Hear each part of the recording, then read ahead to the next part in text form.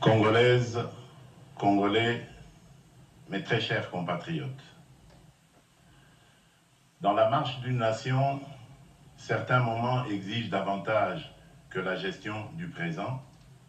Ils commandent d'envisager l'avenir avec lucidité et de le préparer avec courage.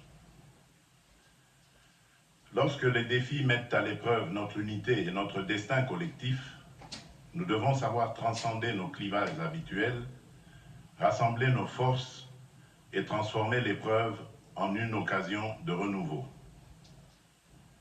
C'est dans cet esprit de responsabilité, de rassemblement et de confiance en l'avenir que je m'adresse aujourd'hui à la nation.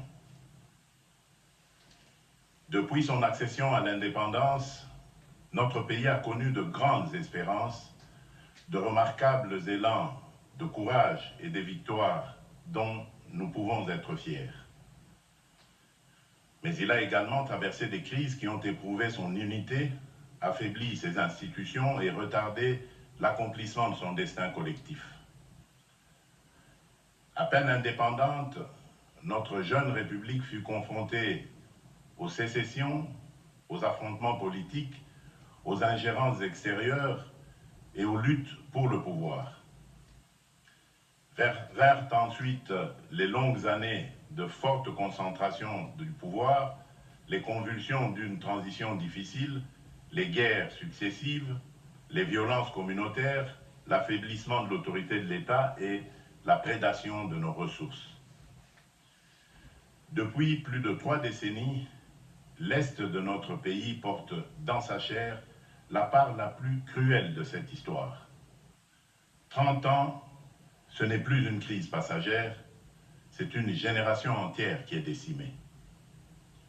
Des enfants sont nés sous le bruit des armes, ont grandi dans l'insécurité et sont devenus à leur tour les parents d'enfants qui n'ont jamais connu une paix véritable. Cela se passe dans notre pays. Des millions de nos compatriotes ont été tués, déplacés ou contraints à l'exil. Des femmes ont subi l'indicible.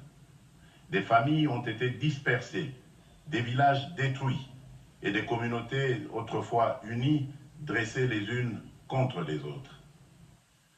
Des richesses qui auraient dû financer nos écoles, nos hôpitaux, nos routes et notre développement ont alimenté la guerre, la contrebande et la criminalité transnationale.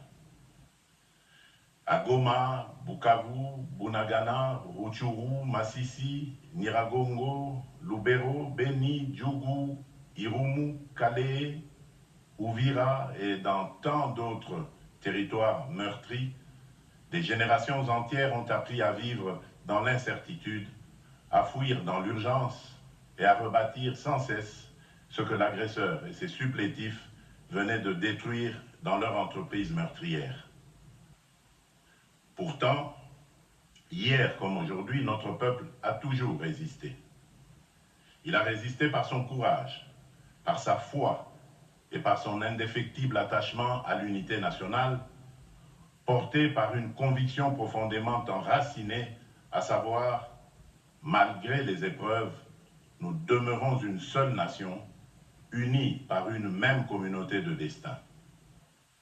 Car la République démocratique du Congo n'a jamais cessé de vivre dans le cœur de ses filles et de ses fils. C'est précisément cette fidélité à la République qui, chaque fois que la souveraineté, l'intégrité du territoire, l'unité nationale, la paix civile ou la stabilité des institutions étaient menacées, a conduit les Congolais à se retrouver autour d'une même table. Face aux armes, aux divisions et aux blessures de l'histoire, nous avons toujours su chercher, par la parole, le chemin du compromis. Le dialogue s'est ainsi imposé comme une voie du consensus, de la réconciliation et de la reconstruction nationale. Nous avons connu des tables rondes, des conférences, des concertations, des forums et des négociations. Certains de ces processus ont empêché notre pays de sombrer davantage. D'autres ont permis de restaurer les institutions, d'organiser des transitions, de mettre fin à des affrontements ou de rouvrir la voie démocratique. La Conférence nationale souveraine a porté une puissante aspiration à la démocratisation et à la vérité dans la gestion de l'État. Le dialogue intercongolais de Sun City a contribué à réunifier les institutions après des années de guerre et de partition de fait du territoire national. D'autres rencontres ont permis d'apaiser les tensions et de rapprocher des positions que tout semblait opposer. Ces processus ont produit des accords, des résolutions et des engagements importants. Pourtant, malgré ces avancées, les crises ont ressurgi, les blessures se sont rouvertes, de nouveaux groupes armés sont apparus, les tensions foncières et identitaires se sont aggravées et les réformes engagées n'ont pas toujours rendu l'État suffisamment présent et efficace dans la vie quotidienne de nos populations.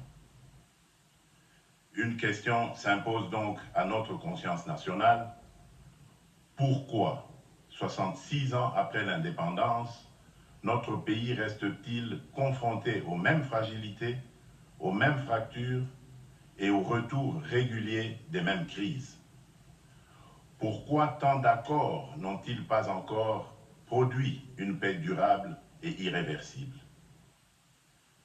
La réponse à cette interrogation ne réside ni dans la condamnation d'un camp, ni dans la mise en accusation d'une communauté ou d'une génération.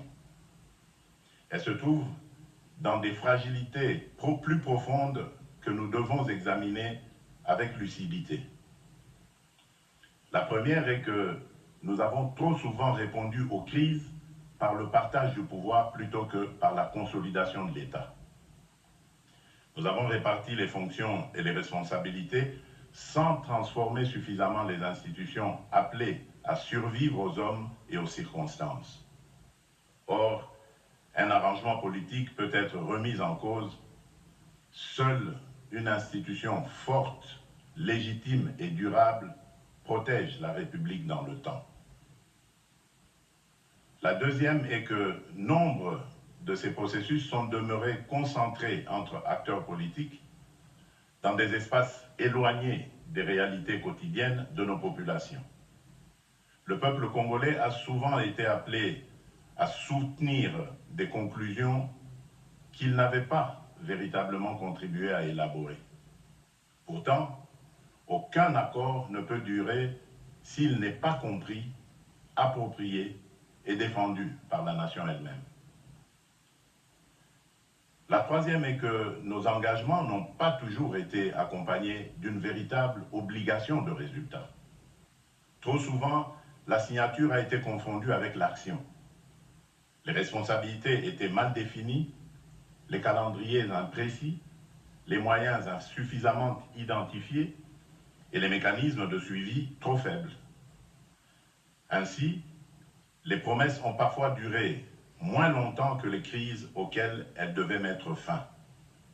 À ces insuffisances se sont ajoutées d'autres erreurs. L'urgence de faire taire les armes nous a parfois conduit à différer le traitement de véritables causes qui les faisaient renaître. La violence a trop souvent semblé ouvrir plus rapidement les portes de la reconnaissance politique que la mobilisation populaire, le mérite, le travail, la loyauté républicaine ou le suffrage universel. Les victimes, quant à elles, ont parfois été appelées à pardonner avant d'avoir été pleinement entendues, reconnues et réparées. Nous avons voulu tourner la page sans toujours l'avoir lue jusqu'au bout. Nous avons voulu reconstruire sans assainir suffisamment les fondations. Nous avons voulu réformer l'État sans transformer en profondeur son rapport au territoire, à la justice, à la sécurité, à la responsabilité publique et au service du citoyen. Reconnaître ces insuffisances ne signifie pas condamner le passé. C'est assumer une obligation envers l'avenir. Mes très chers compatriotes, cette exigence de vérité sur nos fragilités internes ne doit prêter à aucune équivoque. Reconnaître nos faiblesses, ce n'est pas absoudre ceux qui agressent notre pays. Interroger nos erreurs, ce n'est pas relativiser l'occupation d'une partie de notre territoire. Réformer l'État, ce n'est pas partager avec l'agresseur la responsabilité des crimes commis contre notre peuple. Aucune cause, aucune revendication, aucune blessure, aussi réelle soit-elle, ne peut justifier que l'on ouvre les portes de la maison commune à ceux qui viennent la piller, l'occuper et meurtrir ses enfants. La République démocratique du Congo est victime d'une agression. Il ne s'agit ni d'une opinion, ni d'une thèse défendue par Kinshasa, mais d'un constat établi par les instances internationales compétentes et consacré par les résolutions 2773 et 2808 du Conseil de sécurité des Nations Unies. Le droit international a clairement qualifié les faits. Des forces étrangères occupent illégalement une partie de notre territoire, tandis que des groupes armés y sèment la violence, imposent des administrations parallèles et pillent nos ressources. Notre position est claire et demeure inflexible. Nous exigeons le retrait complet, effectif et vérifiable de toutes les forces étrangères non invitées. La cessation de tout soutien politique, militaire, financier ou logistique aux groupes armés. Le démantèlement des administrations parallèles, le rétablissement intégral de l'autorité de l'État, ainsi que le retour dans la sécurité et la dignité de nos compatriotes déplacés. Nous continuerons à défendre chaque portion du territoire national, à protéger nos populations et à faire valoir les droits de la République devant toutes les instances compétentes. À nos vaillantes forces armées, à notre police nationale, à nos forces de sécurité ainsi qu'aux résistants patriotes Ouazalendo qui défendent la nation dans le respect de la loi, je réaffirme la reconnaissance de la République. Leur courage et leur sacrifice donnent tout son sens à notre combat pour la souveraineté. Beaucoup sont tombés au champ d'honneur. D'autres portent dans leur chair et leur mémoire les blessures du combat. À toutes et à tous, la nation exprime son infinie gratitude. Mes très chers compatriotes, depuis mon accession à la magistrature suprême, j'ai fait le choix de l'ouverture, de la consolidation de l'état de droit et du retour de la République démocratique du Congo au cœur des dynamiques régionales et internationales. J'ai privilégié la diplomatie sans jamais transiger sur notre souveraineté, notre intégrité territoriale, ni les intérêts fondamentaux du peuple congolais. Les processus engagés à Washington et à Doha, ainsi que les initiatives conduites sous l'égide de l'Union africaine, avec l'appui de la CIRGL, de la SADC, de l'Union européenne et des Nations unies, ont ouvert de nouvelles perspectives de sortie de crise. Le processus de Washington traite principalement de la dimension interétatique du conflit, des engagements de la République démocratique du Congo et du Rwanda, ainsi que des conditions d'une sécurité régionale fondée sur le respect de la souveraineté des États.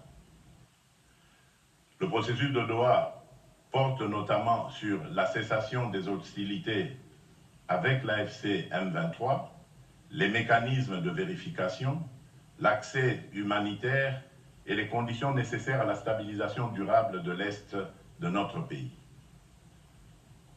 L'Union africaine, à travers sa médiation et son panel de facilitateurs, veille à la cohérence africaine de ses démarches en coordination avec les organisations régionales et nos partenaires internationaux. Ces processus sont indispensables. Ils doivent être poursuivis avec constance et leurs engagements pleinement exécutés. Mais ils ne peuvent, à eux seuls, réparer toutes les fractures qui traversent notre nation. Face aux menaces extérieures, notre sécurité repose d'abord sur notre détermination à défendre la patrie, sur la solidité de nos institutions et sur l'efficacité de notre diplomatie. Elle peut être renforcée par l'engagement ferme de nos partenaires vis-à-vis de l'exigence du bon fonctionnement des mécanismes internationaux. Mais notre cohésion intérieure dépend avant tout de nous. Elle demeure le fondement le plus sûr de notre souveraineté et la meilleure garantie de notre avenir. Les processus de Washington et de Doha peuvent soutenir nos efforts en faveur de l'assainissement des relations entre États, de la cessation des hostilités et de la stabilisation de l'Est. Mais aucun accord diplomatique ne peut définir à la place des Congolais la République que nous voulons bâtir, ni réconcilier durablement nos communautés sans leur pleine participation. Les avancées obtenues sur le terrain diplomatique ne produiront une paix durable que si elles s'appuient sur la cohésion nationale et sur la reconstruction intérieure de la République. C'est pourquoi, après avoir consulté les institutions de la République, les forces politiques et sociales, les confessions religieuses, les autorités coutumières, les milieux scientifiques, plusieurs personnalités de notre pays ainsi que certains de mes pairs de la sous-région, j'ai décidé de convoquer le dialogue national pour la paix, la cohésion et la refondation de l'État. Ce dialogue est une initiative souveraine conçue par les Congolais et pour les Congolais, conduite sur le territoire national et orientée exclusivement vers les intérêts supérieurs de la nation. Il réunira les filles et les fils de notre pays autour d'un impératif qui dépasse nos personnes, nos partis et nos ambitions, à savoir défendre la République, consolider la paix, préserver l'unité nationale et protéger nos intérêts stratégiques. Il ne constituera ni une négociation avec l'agresseur ou ses supplétifs, ni un moyen détourné de remettre en cause le choix souverain du peuple exprimé par les urnes en 2023. Il ne saurait davantage conduire à la suspension des institutions de la République, lesquelles continueront d'exercer pleinement leurs prérogatives jusqu'au terme constitutionnel de leur mandat. L'ambition de ce dialogue est claire: permettre au peuple congolais de ne plus seulement répondre aux manifestations successives de nos crises, mais d'en traiter enfin les ressorts profonds. Pour y parvenir, nous devons cesser d'envisager l'avenir de la République à travers le seul prisme de nos appartenances politiques, de nos rivalités idéologiques et de nos sensibilités communautaires. L'intérêt supérieur de la nation doit prévaloir sur toute autre considération. La République nous précède, nous dépasse et nous survivra. La cohésion nationale à laquelle nous aspirons ne commande ni l'effacement de nos divergences, ni la renonciation à la pluralité démocratique. Elle se fonde sur le respect des différences et la liberté du débat et se mesure à notre capacité à défendre des projets distincts sans trahir la République, comme à vivre pleinement nos appartenances culturelles, linguistiques, provinciales ou politiques, sans jamais les placer au-dessus de notre commune citoyenneté congolaise. Car si la démocratie nous autorise à nous opposer, la patrie, elle, nous interdit de nous déchirer. Mes très chers compatriotes, ce dialogue national se distinguera d'abord par son ancrage territorial. Il ne commencera pas à Kinshasa, mais au cœur de nos 26 provinces, de nos territoires et de nos communautés. Avant les assises nationales, une vaste consultation politique et technique sera organisée dans chaque province.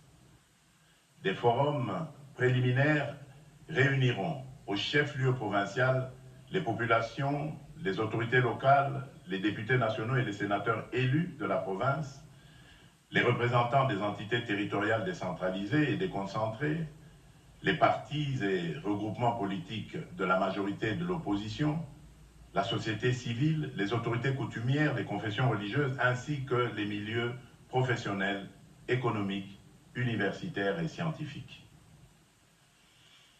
Chaque province établira en toute franchise son propre diagnostic. Les causes de l'insécurité, les conflits fonciers et coutumiers, les tensions communautaires, les insuffisances administratives, les inégalités, les obstacles au développement et les réformes jugées nécessaires. La consultation associera également les institutions et services publics nationaux, les entreprises et établissements publics, les organisations des femmes, des jeunes, des travailleurs, des personnes vivant avec handicap et autres personnes vulnérables, les entrepreneurs, les agriculteurs, les enseignants, les chercheurs, les artistes, les professionnels de santé, les acteurs de l'économie informelle ainsi que la diaspora congolaise. Chaque entité consultée formulera ses priorités et ses propositions. L'ensemble de ces contributions sera consolidé dans un document de synthèse nationale qui constituera le socle des travaux et garantira l'ancrage populaire des assises nationales. Ainsi, les assises de Kinshasa ne seront pas le point de départ du dialogue, mais l'aboutissement d'une parole recueillie à travers tout le pays. Le peuple congolais ne sera pas appelé à entériner les conclusions d'une négociation menée sans lui. Il sera la source, la conscience et le véritable auteur de ce processus.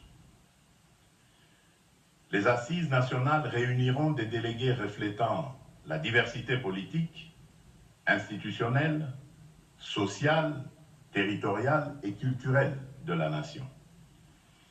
Ce dialogue ne sera la priorité d'aucun parti, d'aucune institution, d'aucune confession religieuse, d'aucune personnalité ni d'aucune majorité politique. Il garantira une parole libre, contradictoire et responsable dans le respect de la Constitution, des lois de la République et de l'intérêt national. Telle sera sa différence. Une différence de méthode, d'ancrage et de nature. Toutefois, l'inclusivité ne signifie ni l'effacement des principes, ni la confusion des responsabilités. Nul ne sera exclu en raison de ses opinions, de ses critiques, de son appartenance politique, de son origine provinciale, de sa langue, de son ethnie ou de sa religion.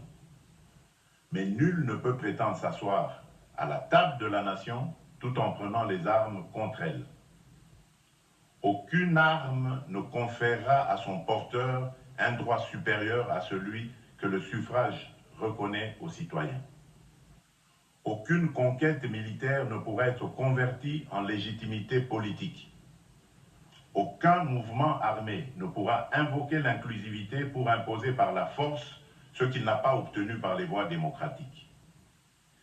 Ne pourront donc pas participer à ce dialogue en qualité de composantes politiques ceux qui, à l'ouverture du processus, combattent par les armes l'ordre constitutionnel, occupent par la force une partie du territoire national, administrent illégalement des entités de la République ou agissent au service d'une puissance étrangère, en l'occurrence le Rwanda. Cette règle ne constitue pas une exclusion fondée sur les personnes, les opinions ou les appartenances. Elle exprime la réprobation de la nation à l'égard de ceux qui mènent la guerre contre la République, ses institutions et ses citoyens, tout en revendiquant les droits attachés à la vie démocratique. Le processus de Doha demeure le cadre approprié pour traiter avec l'AFC M23 des questions relatives à la cessation des hostilités, au désengagement, au cantonnement, au désarmement et aux autres modalités directement liées au conflit. Le dialogue national ne se substituera pas à ce processus. Il ne deviendra pas davantage une voie parallèle permettant d'obtenir par les armes ce que la démocratie et l'ordre constitutionnel n'ont pas accordé. Une voie de réintégration au sein de la communauté nationale restera néanmoins ouverte à ceux qui, à titre individuel, renonceront de manière sincère et vérifiable à leur engagement armé et à toute forme de violence et qui condamneront sans équivoque l'agression dont notre pays est victime. Leur prise en charge s'inscrira dans les mécanismes de désarmement, de démobilisation, de réintégration, de relèvement communautaire et de stabilisation, le PDDRCS, ainsi que dans les dispositifs de justice et de réconciliation. Mais attention, la paix ne saurait signifier l'impunité. Les crimes de guerre, les crimes contre l'humanité, les actes de génocide, les violences sexuelles graves et les autres crimes imprescriptibles ne pourront être effacés par une amnistie générale ni sacrifiés au nom d'un compromis politique. Nous ne construirons pas la réconciliation sur l'oubli. Nous ne laisserons pas davantage la vengeance, la haine ou la peur décider de l'avenir de nos enfants. Notre responsabilité sera de tenir ensemble deux exigences indissociables: ouvrir le chemin de la paix à celles et ceux qui renoncent sincèrement à la violence et garantir la justice à celles et ceux qui en ont été les victimes. Mes très chers compatriotes, afin que ce processus ne demeure pas une simple déclaration d'intention, je prendrai dans les tout prochains jours une ordonnance instituant le comité d'organisation du dialogue national pour la paix, la cohésion nationale et la refondation de l'État. Ce comité sera chargé d'assurer la préparation administrative, matérielle et logistique du dialogue et de veiller à ce que les préalables indispensables à sa bonne tenue soient réunis.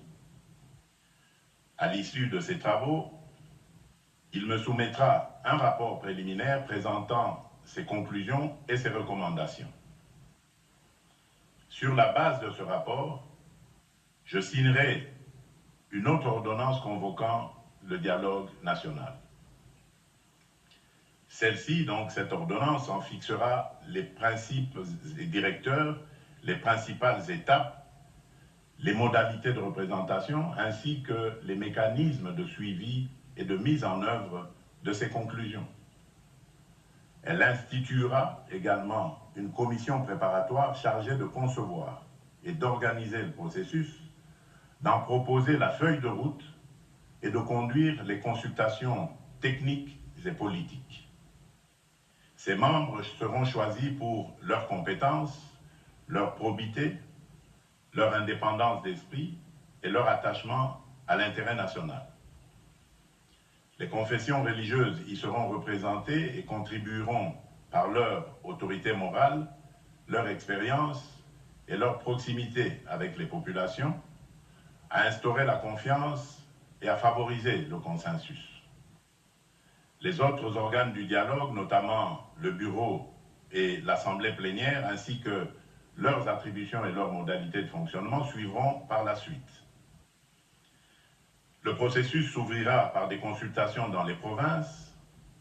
Il se poursuivra par des assises nationales à Kinshasa, sur le territoire de la République.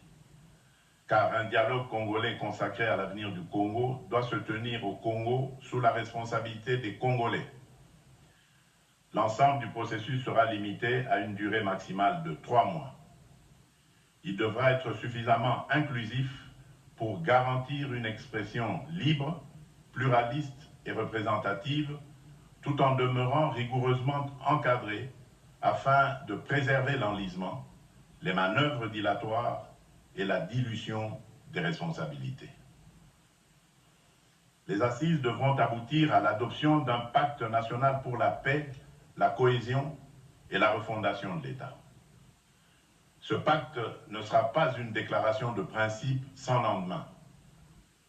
Ces conclusions seront réparties et mises en œuvre conformément aux compétences constitutionnelles de chaque institution. Ainsi, les engagements relevant du président de la République feront l'objet de décisions précises. Ceux qui relèvent du gouvernement seront traduits en actions assorties d'échéances, de moyens et d'objectifs mesurables.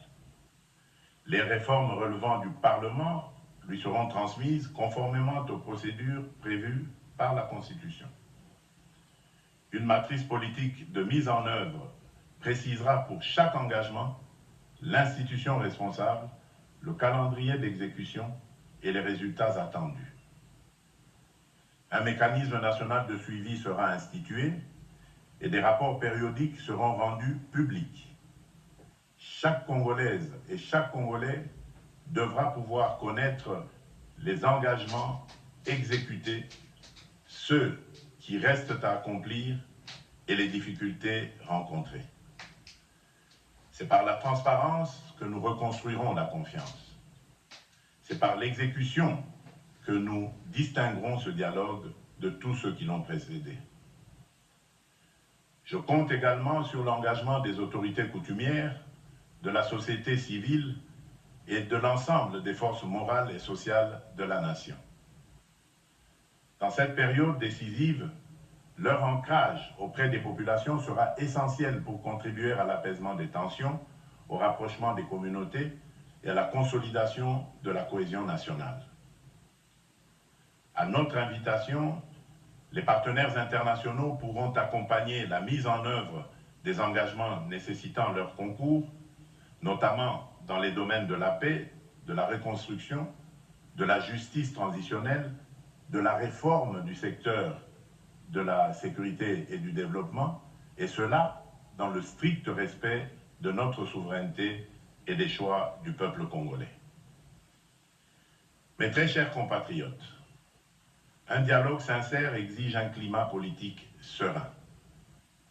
À cet effet, je donnerai instruction au gouvernement d'engager, en concertation avec les institutions compétentes et dans le strict respect de la séparation des pouvoirs, la préparation et la mise en œuvre des mesures de confiance et de décrispation politique.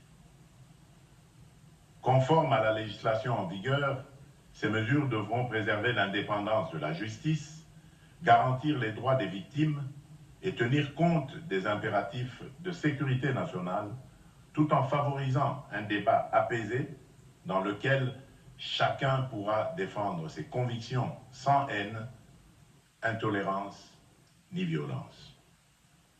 Dans l'esprit de responsabilité et de concorde nationale qui guide cette démarche, je veillerai personnellement à ce que soient réunis dans le strict respect des lois de la République et des exigences de la paix civile les conditions de sécurité et de confiance nécessaires au retour et à la participation de ceux de nos compatriotes que les épreuves de notre histoire récente ont conduit, pour diverses raisons, à se tenir en marge de l'unité nationale.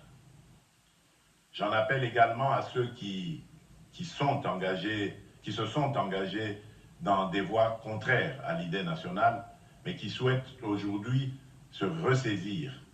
Le moment est venu de renouer avec la République et de reprendre pleinement leur place au sein de leur communauté nationale. J'invite enfin chaque acteur politique, social, religieux ou communautaire à accomplir le geste d'apaisement que la nation attend de lui, baisser le ton, renoncer au discours de haine, proscrire tout appel à la violence, préférer l'argument à l'invective et placer en toutes circonstances l'intérêt supérieur de la République au-dessus des intérêts partisans. Congolaises, Congolais, mes très chers compatriotes, l'heure n'est plus aux postures stériles. L'heure n'est plus aux querelles de préséance ni aux fractures entretenues au détriment du peuple. L'heure est au sursaut, à l'unité et à l'action. Au-delà des crises présentes, la démarche que nous engageons nous invite à un choix historique. Voulons-nous leur léguer une république condamnée à subir les crises ou un État capable de les prévenir et de protéger durablement sa population? Voulons-nous leur laisser un territoire immense mais inégalement administré ou une puissance publique présente dans chaque province jusqu'au dernier village et à la dernière frontière? Voulons-nous une démocratie où chaque compétition politique menace la cohésion nationale ou une république où les désaccords s'expriment librement sans compromettre la paix civile ni la continuité de l'État? Voulons-nous enfin leur transmettre une économie qui exporte ses richesses tout en maintenant son peuple dans la précarité ou une économie qui transforme ses ressources, crée des emplois, réduit les inégalités et améliore réellement les conditions de vie? Nous devons bâtir une république où nul n'aura à prendre les armes pour être entendu, où l'appartenance ethnique, provinciale ou sociale ne sera ni un privilège ni un motif d'exclusion, où la justice ne sera pas l'apanage des puissants, où enfin notre diversité ne sera plus instrumentalisée pour nous diviser, mais reconnue comme une richesse et mise au service de l'unité nationale. Nous voulons une république réconciliée avec elle-même, respectée dans la région et capable d'assumer au cœur de l'Afrique le rôle que lui assigne son histoire, sa géographie, son peuple et ses ressources. À la jeunesse congolaise, je veux dire ceci.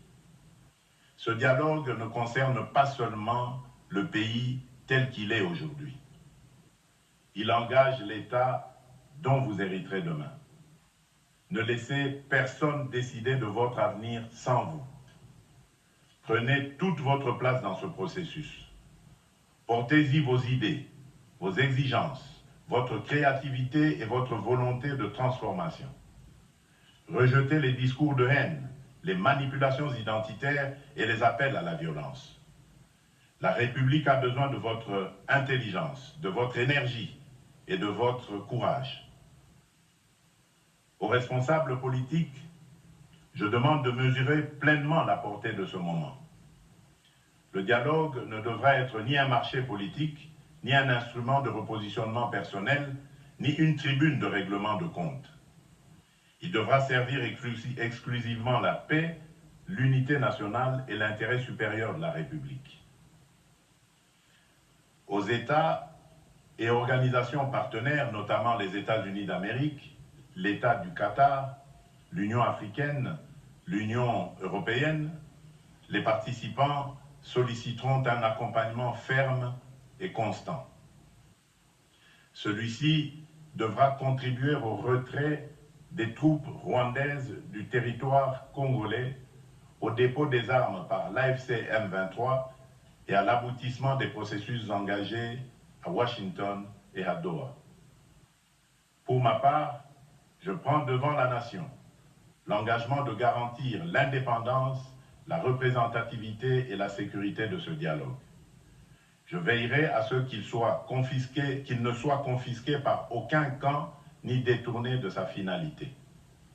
Je veillerai également à ce que ces conclusions ne se perdent ni dans les calculs politiciens, ni dans l'oubli. Elles devront être traduites en décisions, en réformes et en résultats concrets pour notre peuple. Nous avons hérité d'un pays immense, mais d'un État encore fragile. Nous n'avons pas choisi cet héritage, mais nous pouvons choisir ce que nous en ferons. Il nous appartient de transformer les souffrances d'hier en fondation pour demain et transmettre aux générations futures non pas un pays perpétuellement à reconstruire, mais un État solide, une nation unie et une république souveraine, pleinement maîtresse de son destin. C'est dans cet esprit que je déclare officiellement lancé le processus du dialogue national pour la paix, la cohésion et la refondation de l'État. Que vive l'unité nationale, que Dieu bénisse la République démocratique du Congo et son peuple. Je vous remercie.